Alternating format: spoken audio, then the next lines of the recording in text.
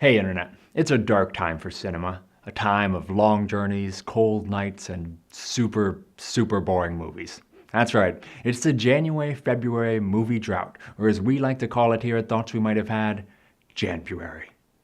Janbuary is where bad movies go to die sad, lonely deaths.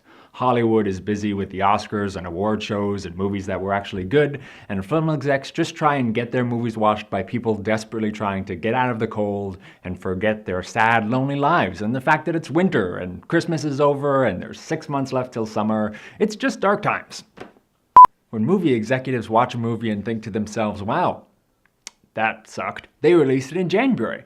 This year's Janbuary offerings include Jupiter Ascending, a movie that was so bad they pushed the release date back from last summer to this spring. It's a movie that features Channing Tatum with elf ears glued to the side of his head for no reason. SpongeBob 3D, a kids movie that no one asked for from a cartoon that was a big deal 10 years ago, before most of its target audience was born. A movie called Cake, in which Jennifer Aniston will try to reinvent herself as a serious actor for the 6,000th or 7,000th time. And of course, 50 Shades of Grey, a movie featuring many characters who have all the depth and subtlety of people from Twilight, while also featuring a super rich person who spends most of the movie trying to make you feel bad for him because of his ridiculous amount of wealth. But fear not, moviegoers, there are 3 good movies coming out in January. And here they are.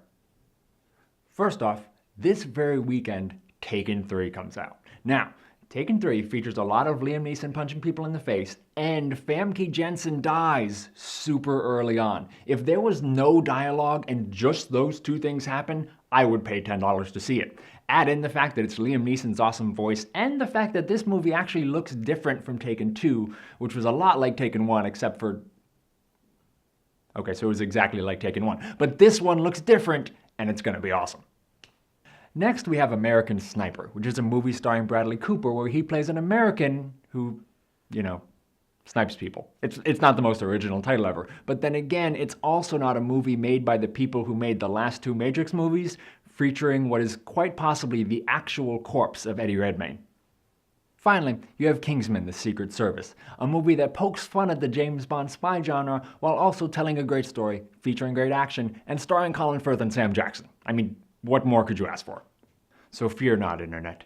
Stay close, rent some good movies, subscribe to our page down below, and believe in the great powers of cinematic heroes like Liam Neeson, Colin Firth, and dead Famke Janssen. We'll survive Janbuary together. We'll survive. Or as we here at Thoughts We Have... I didn't even get to the Janbuary part. Finally, you have Kingsman: Secret Service, a movie that kind of pokes fun at the James Bond franchise while also telling a great story, and let's just take that again. The James Bond franchise. Action. Too late, I'm scratching my ear now, you're gonna have to wait. Alright, I'm ready. Finally, you have Kingsman: Secret Service. I've lost my whole train of thought.